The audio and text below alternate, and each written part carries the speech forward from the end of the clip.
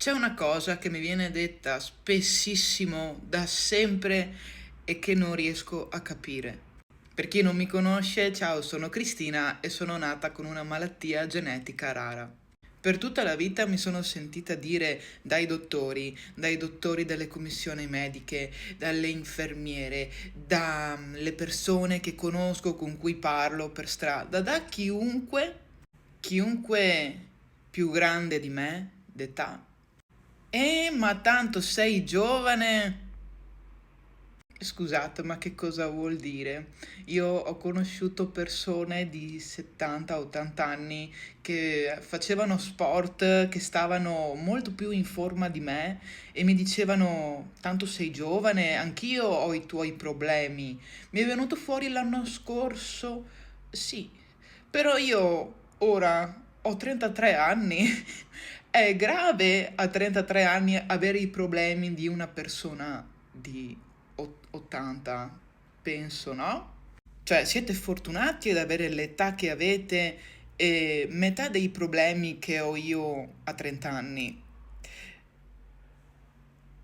Perché mi dite così?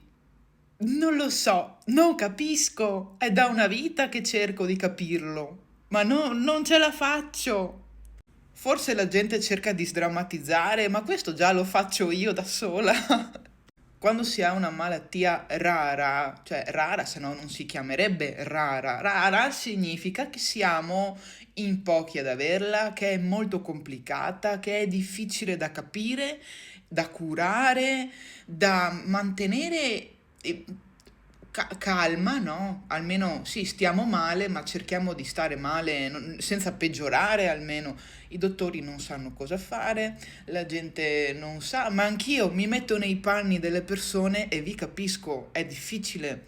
Per quello cerco il più possibile di non parlarne o sdrammatizzare perché mm, c'è tanta gente che sta peggio di me, solo che io lo racconto nei video perché è l'unica cosa che riesco a fare, che posso fare, perché anche per i malati rari trovare un lavoro è più difficile.